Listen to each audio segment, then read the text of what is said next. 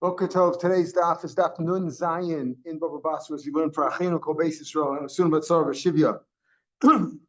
Says the Mishnah in daf Nun Zayin Amar Aleph. Elvam Sheish Lam Chazaka.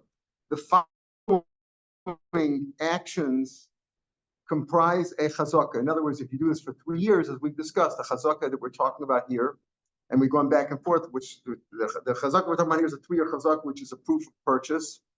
And if the owner, the person who's protesting your occupation, does not protest within that 3 years, that's a valid chazaka. What are examples of the chazaka? So, as many times in Shas, maybe you should have said this at the beginning, what comprises the chazaka. But now the Gemara is going to get into, the Mishnah is going to say,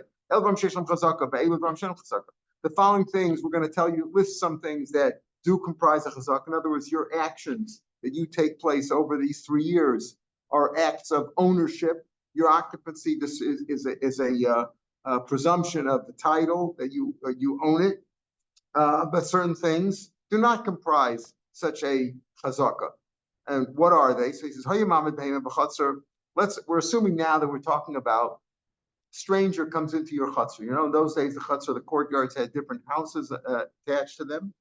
And now a stranger comes in and he puts his animal in your chutzner. Or Tana Rechaim Mitzrayim, or he puts an oven, a hand mill, or a stove. These were all little items, movable items. Umagadal Targom, or he's growing chickens there. Or he puts his manure, his fertilizer in the chutzner. All these things are very portable and, in and out. They're not permanent structures. That's not a chazaka. Ain't a chazaka. So he tells you first, right? He tells you, A and B, and he tells you what B is. First, he tells you B.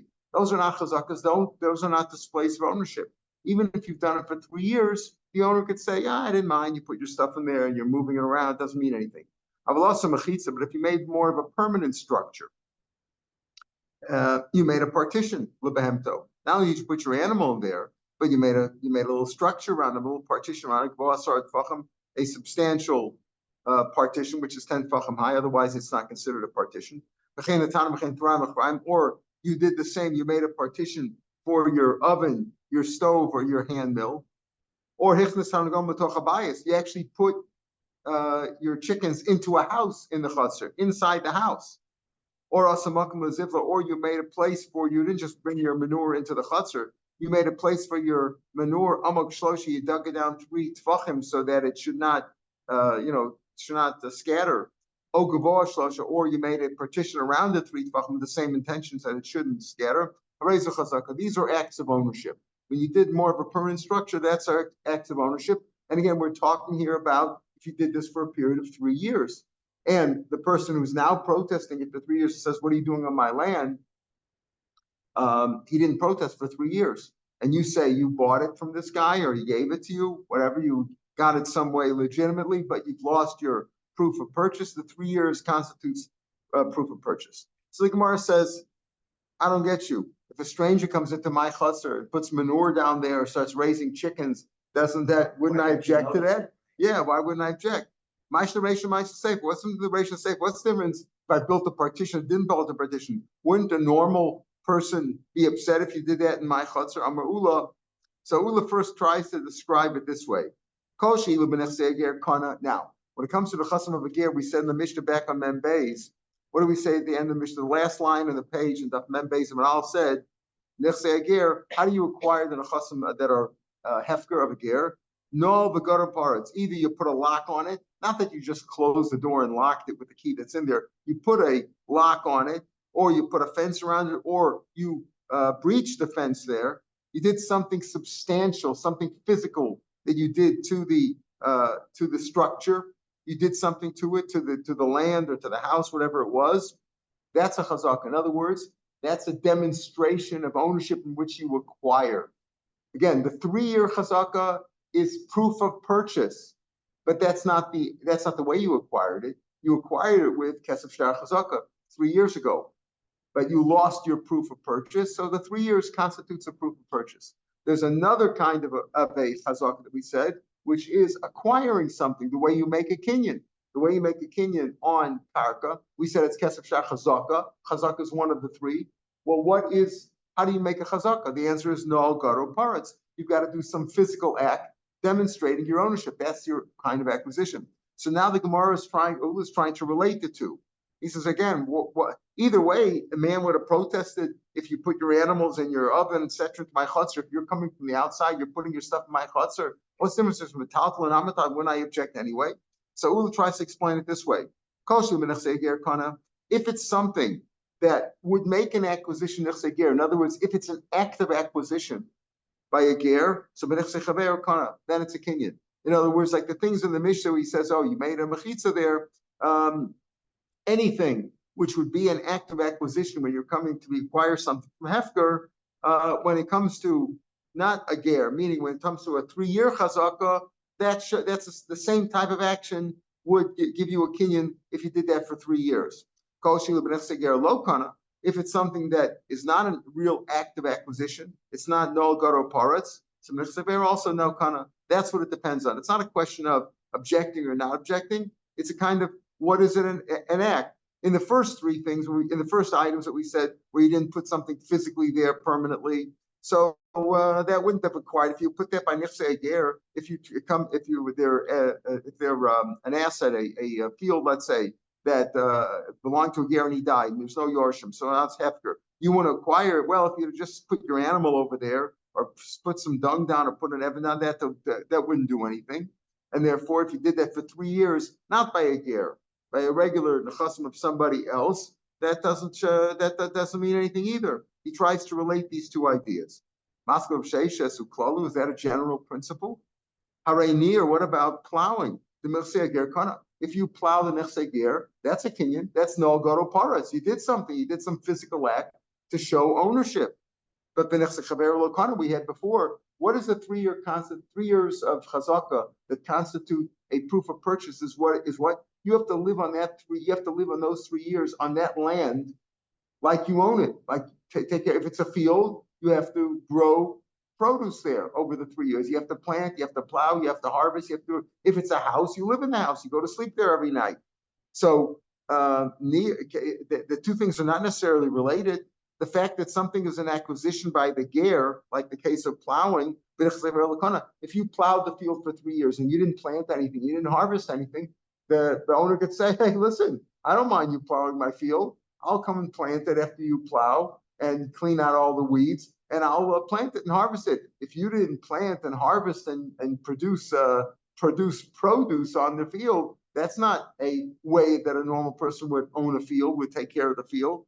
So by nechsei ger, you see that would show it's an act of acquisition plowing, but it's not an act of 3 years of proof of purchase. Or another way, achilas peiros. What about eating the fruits for 3 years? Well, the benechsei chaver kana, that is proof of purchase for 3 years. If you did that for 3 years, benechsei ger lo kana.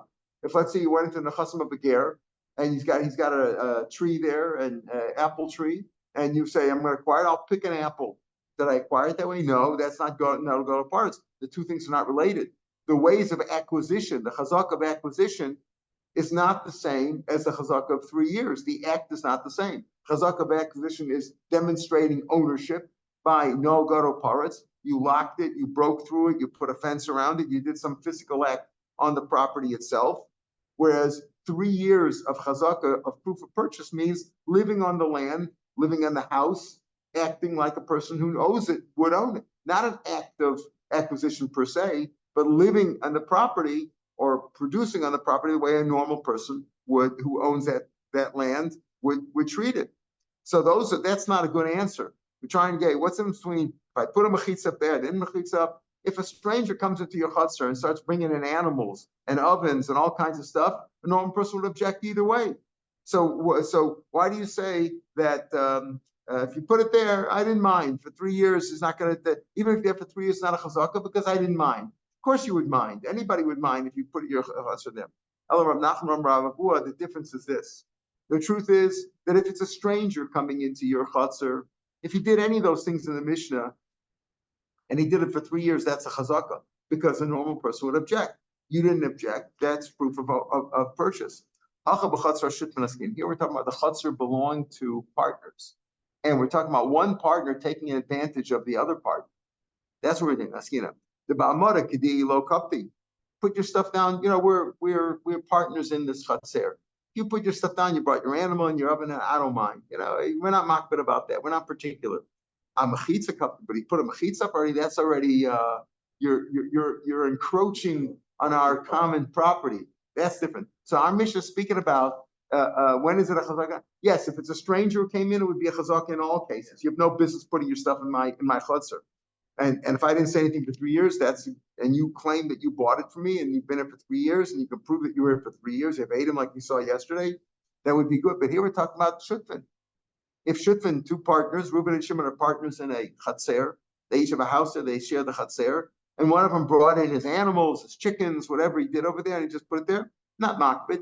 He can't come over and say after 3 years, partner, I bought it from you 3 years ago, and look, I've had my animals here. No. You didn't have a permanent structure here, so I didn't mind. But if you put up a partition and I didn't say anything for 3 years, that would be proof of purchase. I've on a Tanam, we learned that shutfin shenadra nazemizeh.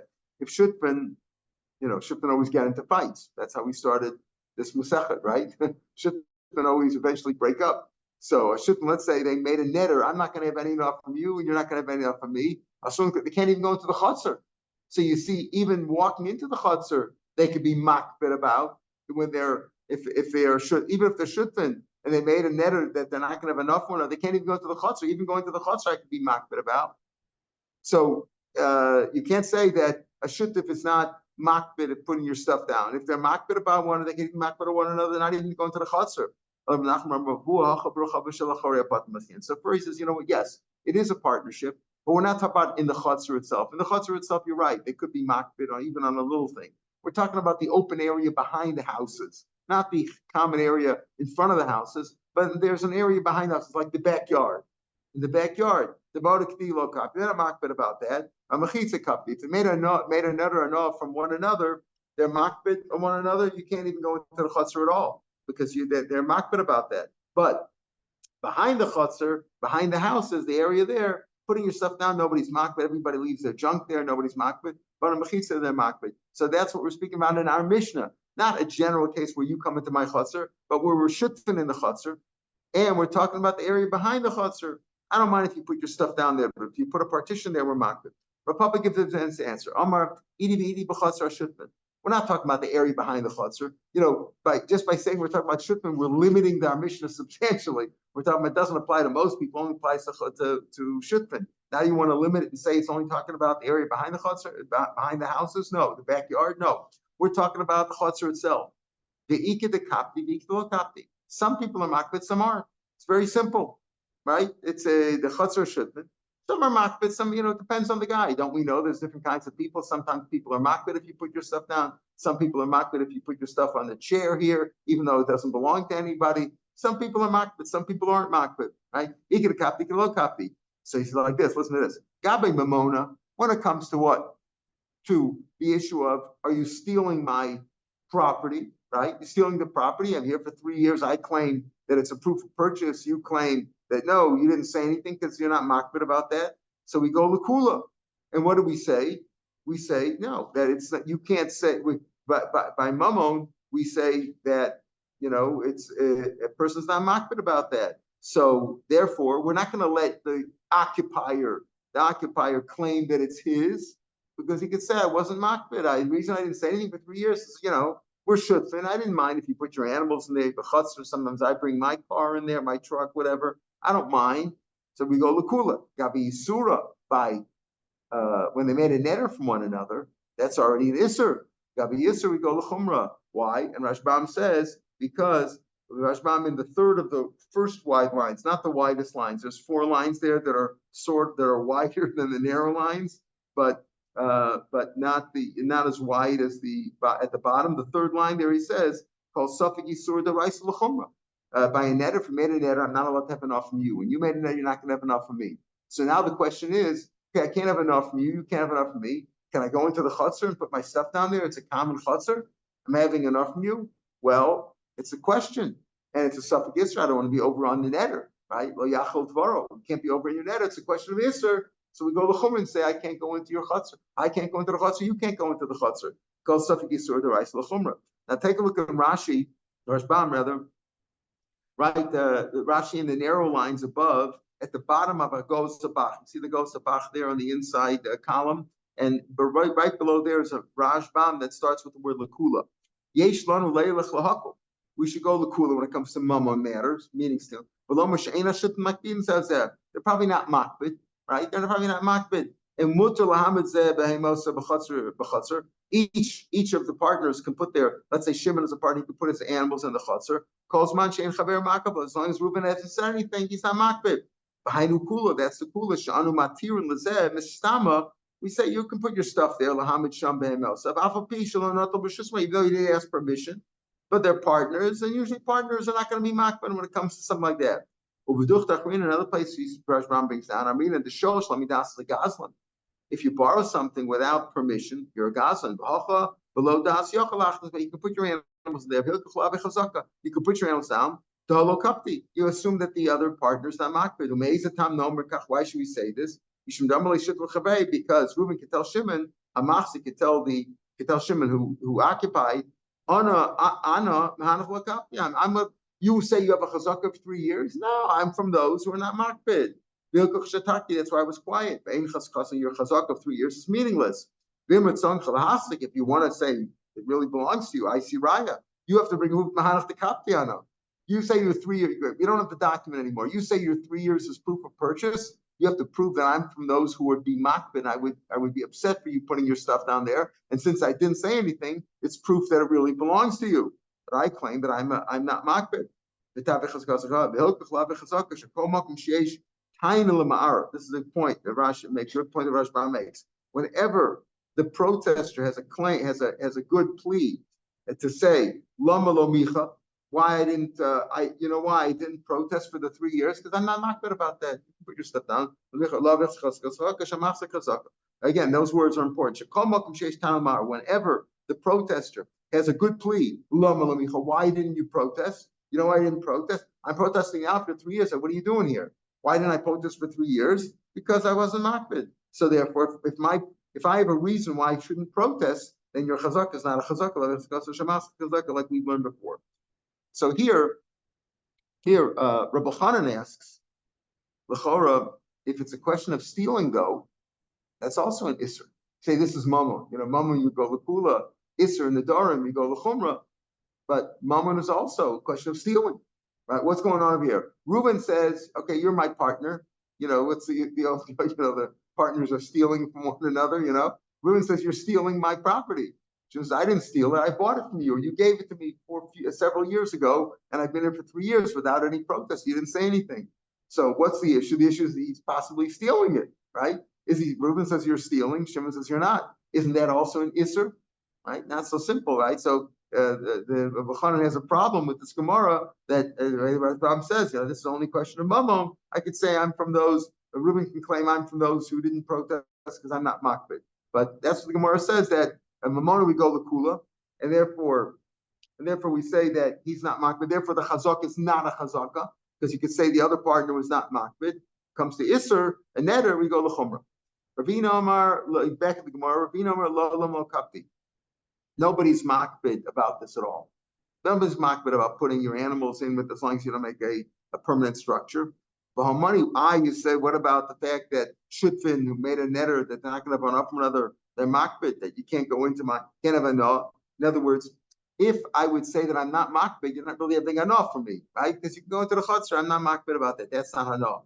But we say Shutfin Shanor Zemzeh, they can't go into the chutzner. That's a special shita. Money goes like a Belezer.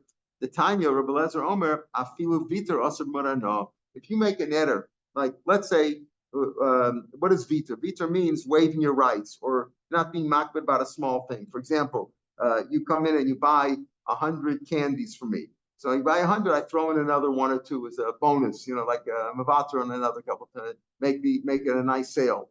But if you made a netter that you're not going to have enough from me, I can't even do that. Even something that a person would normally waive his rights on and say, let him have it. It's just a little extra gift or gratuity.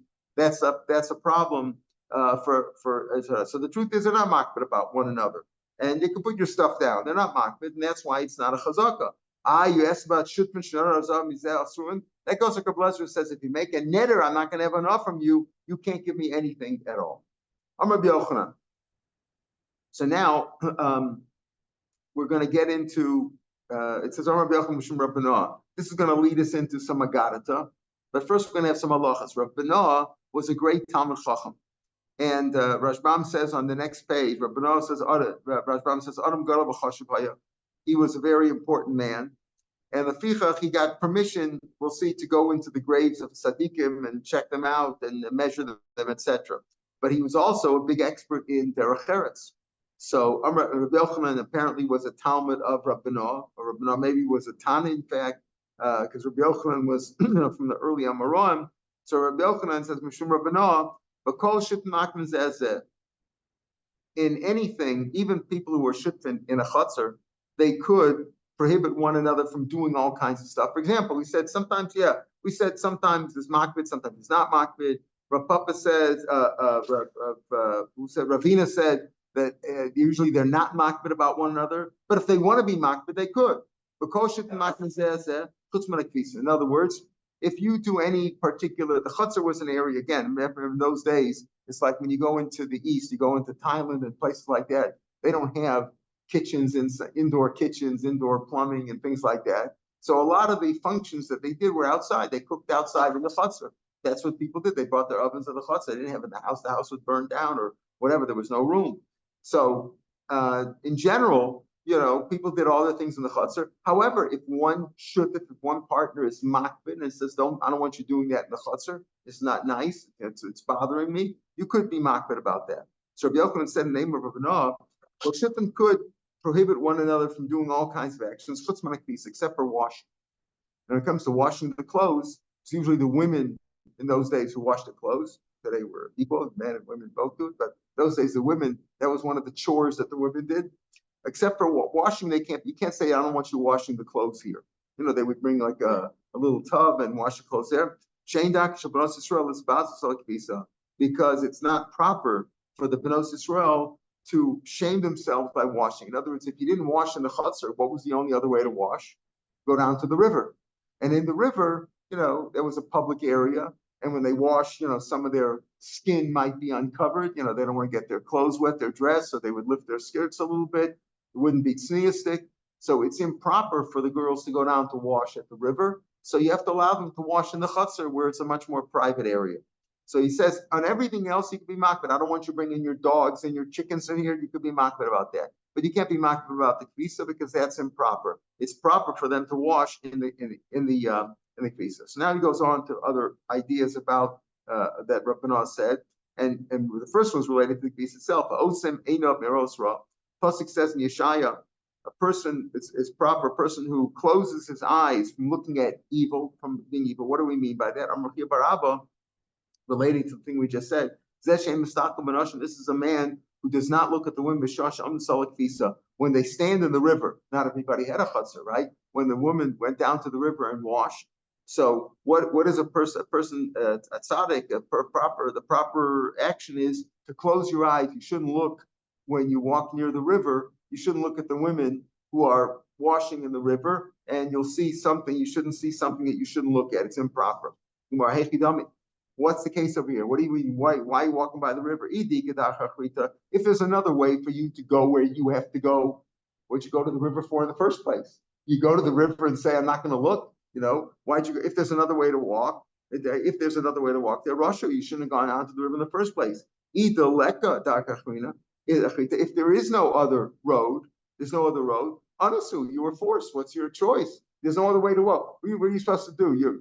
You're walk by the river, and what are you supposed to do? You were walking. What you do? Close your eyes and fall into the river yourself? What's the case over here? If there was another way to walk, you shouldn't walk near the river. Would you go down to the red light district for in the first place, right? You shouldn't have gone there in the first place. I'm going to go there and close my eyes, And if there's no other way to go, you were forced. Why are you a bad guy? It says, there is no other road.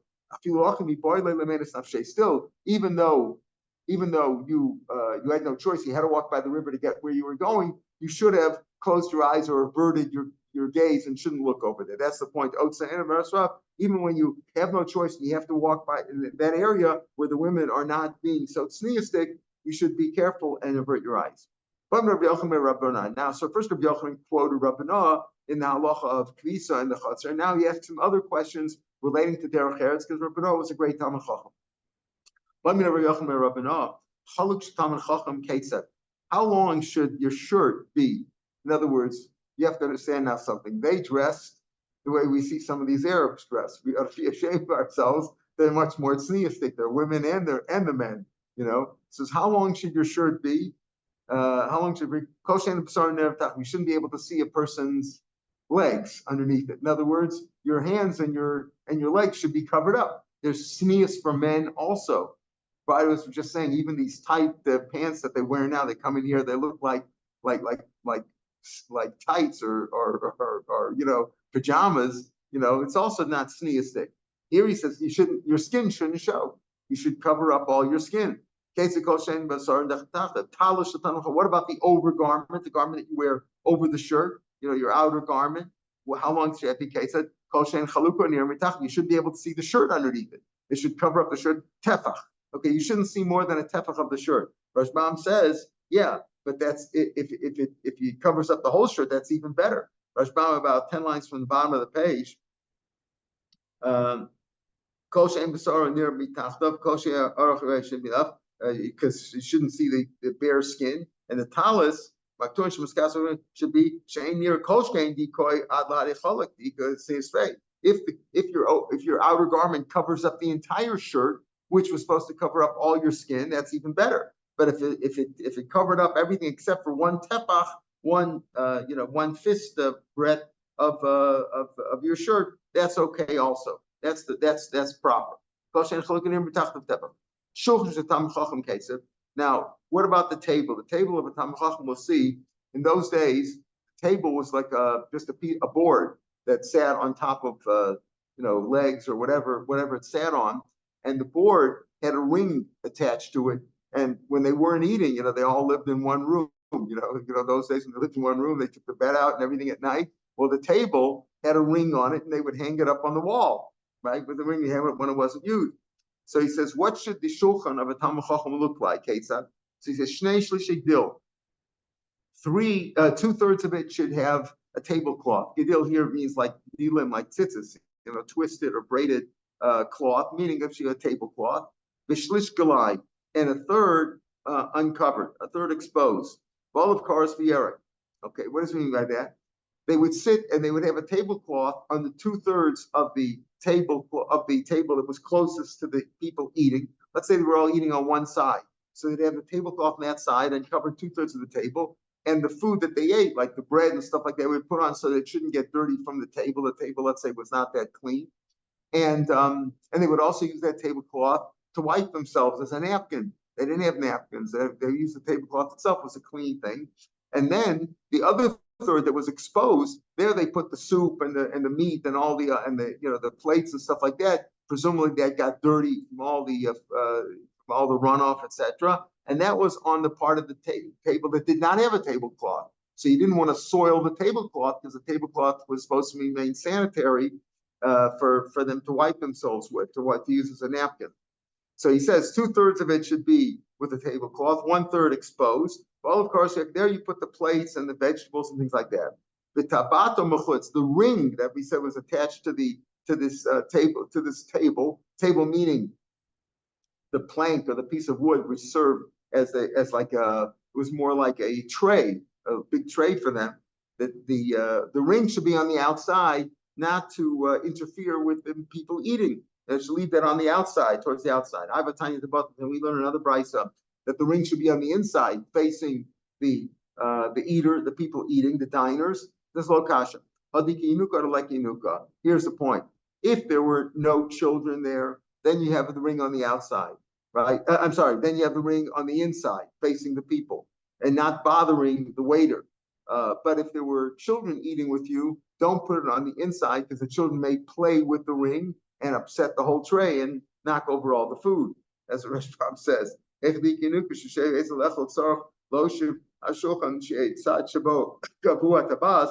the side that has the ring in it should be the outside because maybe the children will play with it and move the shulchan and upset all the food. So if there was a child, you'd put the ring on the outside. If there's no child, put it on the inside, not to upset so that the waiters would not be obstructed from serving. How about like in both cases there was no children? Very simple. If there is a shamus there, then put the ring on the inside, so it shouldn't interfere with his activity. If there's no shamus there, then you can leave it on the outside, right? In both cases there is a waiter. Is it at night during the day? If it's during the night, you can leave the ring on the outside so that it doesn't obstruct the people eating, and it won't obstruct the waiter either because it's during the day, so he can see the ring. It won't obstruct his serving. But at night, when he may not be able to see it, make it in a proper light, then you should put it on the inside not to obstruct it. That's all the shulchan of a Talmud Chacham, being sanitary. That's the Talmud Chacham is sanitary. So he makes sure that his food, the food that his hands which touch the tablecloth as a napkin, and the bread or something that he puts down are on the sanitary tablecloth, and the plates and the pots and things like that have runoff and gravy and stuff like that that are soiling the table are on the part that doesn't have the tablecloth. Shalom Aretz, what about the table of an Amaretz? It's like a bonfire. In other words, you have a fire in the middle, you have all kinds of stuff around it. So Rashbam says at the top also, Shemukavas Kederas, Va'ish Be'emsa, full of pots are all around it, and the fires are in the inside. Afkan, Hamapa Va'alechem Be'emsa. Here they put the tablecloth on the inside, not where the people eat, but on the inside, and the bread is there. The Akarasav and the pots on the outside. In other words, they're filthy. Amaratzim are not as sanitary as Hamid Chachamim. Okay. Mita shel Talmud Chacham case. How should the bed of a Talmud Chacham? What should that be like? Really, it means is that how can you tell if it's a bed of a Talmud Chacham? Case it kol she'ein tachteh, underneath the bed. Ela sandalin bimos hachama umin olim belsek shaman. We call it sandals. Sandals, we essentially say sandals, but some say the Rashbam it's mashma that the sandalin were the ones worn in the wintertime, and they wore them in the wintertime, and therefore they were stored under the bed in the summertime. Okay, in other words, under the bed, the Amaratzim kept everything under the bed, everything, all the toys, food, all kinds of stuff, and you shouldn't do food over there because it brings a ruach ra to have food underneath there. It attracts vermin, animals, etc., like that. Also, the more stuff you have under the bed, the more people, the more family members are going to come looking for the stuff. Did you see my hairbrush? Did you see this? Did you see where I left my phone? And if it's all under the bed, it's not going to be so tzniustic. The bed should be a place of tznius where not everybody comes in. So the way you can tell the Talmud Chacham is that the only thing under his bed are shoes. Now, which kind of shoes? So he says, Kol she'ein tachteh ela sandalim bimos hachama.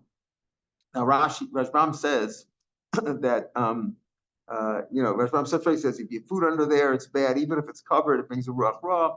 But in terms of the shoes, he says the derech is to wear min alin bimos hachama. Now it's mashma from Rashbam that he goes like Rashi elsewhere, which says that the minal is what we call sandals is what he says minalin bimos hachama. They wear, what do you wear in the summer? Sandals. Minal is what we call a sandal. The sandalim are the heavier shoes bimos shamim in the wintertime because of the mud, right? So you don't want to get the mud on you. So just the word we call today a minal is a shoe, nalayim or minal is a shoe, and sandalin are these what the Israeli guys wear, the sandalin, the open shoes. Here he says it's mashma the other way around, but he's talking about what do you have under your bed? Sandalin, the heavier shoes in the summertime when you're not wearing them, you store them under the bed, and then alim bimos shamim, and you wear the sandals, what we call sandals, which are not worn in the winter, so you're storing them underneath there. So that's what Rashbam says, that what Shemanichim Sham, Rashbam in an airline says, Sandal Masachama, the heavier shoes in the summertime, that you leave them there until the wintertime when you'll need them. You store them underneath there, right?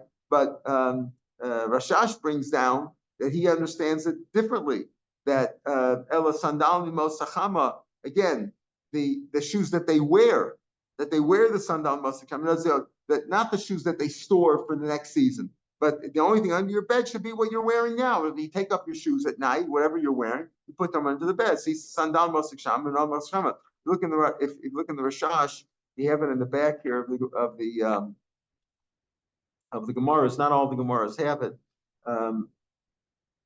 Let's see if we can find the Rashash here. So here it's on page Lamed Lamed Hey in the Rashash. So he says, Linius Daiti, I would have said the Derech Sandalin Lob Bimos Hachama. He wears sandals because these sandals, he understands sandals, or we understand them, sandals in the summertime. When you take them off at night, you put them under the bed. You take off your shoes, you put them under the bed. Minol is a regular hard shoe, and you wear the Shamim. Rashi and Sukkah brings down a shot like that too. Different shot than I think in Rashi over there. Another girsa. So there's different ways to learn it, but the point is, however you learn it, like whereas Bam, that the only thing underneath your bed should be the shoes that you're not wearing now, but you're storing for next season. Or whether it's the shoes that you're wearing now and you take off at night and you put it under there. The idea is that under a Talmud Chachm's bed, there shouldn't be shoes. Shouldn't have other stuff on there. People store their suitcases and all the kinds of stuff under the bed. It's not a place for storage because it won't be so tznizik. People come in looking for their stuff. So therefore, the only thing under the bed should be shoes. V'shel Ama'aretz, what does an Ama'aretz's bed look like? Doma la'otzer balus. It's like a storeroom full of junk.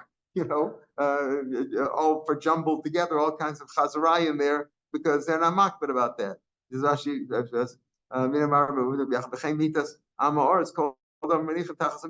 They put food there, put all kinds of other stuff. So we mentioned Rav Meir before as being a great Talmud Chacham, and he was also obviously an expert in the Derech Eretz. Here he brings out the Rashbam. He brings out not from the Rashbam. That's what I said before, that the reason you shouldn't put other things besides food is because you shouldn't make other people come there. It should be a place of sneeze. The Maral says, it's not clean. It's not clean. So that's why you shouldn't put food over there. You shouldn't put anything over there. It's not clean. The only thing, it's not a clean place. So you shouldn't put food there. You should put anything underneath there, either because of tznius, that people shouldn't come looking for stuff, or because it's not so clean. Now, Rav Meir was a great Talmud Chacham. Here's where Rashbam says Rav Meir was an Adam Gadol b'chashuv. Therefore, he had permission to go into the Great Tzaddikim. We find this elsewhere in Shas, that he wanted to mark the graves of the Tzaddikim in order so that Kohanim should not stumble and become tamei by walking the graves of Tzaddikim. So he first went into Maras Machpelah. Now, Maras Machpelah today, many people go in. I think some people go in even at the Kohanim. They claim that there's no tumah over there. It's not so clear. But it's mashma over here that basically there would be tumah. So he went in there. Rav Meir become a tzayim marasa. He would mark the graves so that the Kohanim should be clean. As to say, because it's not exactly clear where the person's buried, the tumah can go straight up. Remember, if there's no posech tefach in the kever, why are we makbid about all? Even if you're not going to touch a dead body or a bone of a dead body, but you can't be mile over it. Of course, if there's a pasech tefach, then the tumah doesn't go up in the kever. But we don't know. Maybe it collapsed, etc. So he would mark the kever to know where, today we have cemeteries, so we know where they are. When he came to the cave of Avram Avinu, meaning Maras Machpelah, Ashkel Yezer Eved Avram, he found that Eliezer Avram was outside the koy coming above. He was he was standing there by the gate. Amalei Michael, but Avram, what is Avram Avinu doing right now? Amalei Gana B'Kafel Sar, he's sleeping in Sarah's arms. She's checking out. She's looking at his head. That's what Avram Avinu was doing right now. Amalei, now say Zil Amalei, go please tell Avram Avinu that Benoah koy above, that I'm here. I've arrived and I've come to mark the grave. Now, again, we're going to see there was no Yetzer Hara there in Lachar Misa. There's no Yetzer Hara there, so it wasn't something. It wouldn't encourage any Yetzer Hara by looking at a man embracing his wife. Amalei Leo Mered, let him come in. Made the idea. I know. Avram Avinu said, let him come in. He's allowed to come in, even though I'm sleeping with Sarah Menu here. I know the Yetzer B'Hayalma, like there's no Yetzer Hara over here now. It doesn't cause any Yetzer Hara. He went in, he looked the Nafak, and he came out. He went and he looked. He was trying to measure, to see the inside of the measurements and then coordinate that with the outside measurements. when he came to the cave of Adam Rishon, we all know that was all in the same place, right? But it was not exactly in the same spot. Yotza Baskel v'Amra, Baskel went out and said, Nistakalta b'tmus yukni. You've looked at my comparable image. Why? That's by looking at Yaakov Avinu. In other words, if he had gone into Avraham Avinu's kever, he also saw Yaakov. You've looked at the copy of my image, so to speak, but dmus yukni, but yukni atzma, but you can't look at me directly. Adam Rishon said, right? Why? Because as we'll see, that Yaakov Avinu had the beauty of Adam Rishon, who was the most beautiful man who ever was. He says, you're not allowed to look at me. But I have to mark. He says, I'm coming in Torah even limur anitzarach. I have to come in to mark. I have to come in to mark the place. He says, kamidas achitzon kach midas apnimes. He says, don't worry about that. Whatever the measurement is on the outside of the kever without coming inside, that's the same as the inside. Rest assured that it's no different. The outside measurement is the same as the inside. According to one who says that it was like two compartments, one above the other. So he told him that he said whatever the upper measurement is, that's the same as the lower one. You don't have to come all the way in. So he went in and he saw Avraham, Yitzchak, and Yaakov, but he wasn't allowed to go into Adam Rishon. And they told him whatever the outside measurement is, what the upper measurement is, that'll be the lower measurement as well. So this story with Rav Meir goes on tomorrow's daf. More things that Rav Meir looked at till we get to the Mishnah back to Chazaka on Amid Beis. But over here, Tosas asks, L'chora, what was the problem of Kohanim over here? Avraham, Yitzchak, and Yaakov were before Matan Torah. Before Matan Torah, they were all goyim, right? Effectively goyim. And if they're goyim are not matame ba'oel. Goyim are not matame ba'oel. You're allowed to go, in theory, you're allowed to go, at least according to some, you're allowed to go into a goyish cemetery. Now, I'm not saying you can't today, because number one, there are Shiitas who disagree. And number two, even when you go into a goyish cemetery, how do you really know that there's no Jewish people buried there, right? Nobody knows today who's Jewish and who's not. So he says over here, so Tosa says, Mishum the kever satum tumas bukawola. He went in there, right? The tumah goes out. The Torah ain't kibrei oblik achavim b'tamim ba'oel. Tosa says, Mishum the ain't krein adam. Plus he gets adam kimus ba'oel, right? How does it start? Achrimos adam kimus ba'adam kimus ba'oel. They're not adam. And v'afil rabbana depli or Rav Shimon. V'amidim b'tam ba'oel. Rav Shimon says that they're not b'tam ba'oel. Even according to Rabbanan who say tam ba'oel, yemakom b'kevel shefnei dibur lo marbala doesn't include it, right? Elini negia or b'kevel garas. He goes on. V'yeshlom Avram nikra adam d'chsiv ha'adam agadol v'chein adam barishon. He's called on. That's what Tosas says. The Ritva says that he brings down from Tosas and elsewhere. The Rina was a navi, and the Kaim called Tarkula. Therefore, his din is like Israel. And same Adam Rishon was a navi. Since they were Nevi'im, they're like Israelim, and therefore they're Tamei. Because other questions are Tamei. What do people do today? People today are Kohanim Makbid not to go into Marsa Machpelah? I don't know. I once heard that when people come out of when people go to Marsa Machpelah, do they wash afterward? Wash their hands like people wash when they come out of a basic virus? They said they're kedoshim not matame, But here it's mashma from Tosas that there would be a problem of that they're it's mashma there's a problem. They're tamei, right? He went into markets, so the kohen shouldn't become tamei. It's mashma that the kohen would become tamei if they go into Marsa Machpelah, right? It's mashma both from the Gemara and from Tosas. You see, they're makbid. The question is why weren't they goyim? They weren't really Jewish. He says no, they were called Adam, or they had a halacha like a Jew because they were Nevi'im. It's mashma that they are tamei. Mashma they are tamei. So maybe kohanim don't go. I don't really know where the graves themselves are set. Right, but we don't know. But nobody knows exactly where it is. They don't know where it is. Maybe they set it up. Yeah, man. I'm not sure if they know. Maybe it's a big structure, right? So maybe that's where the shuls are, where people daven. Maybe they know it's not. I don't know what the comment is. All right, we'll pick them here tomorrow. Mitzvah. Have a good day.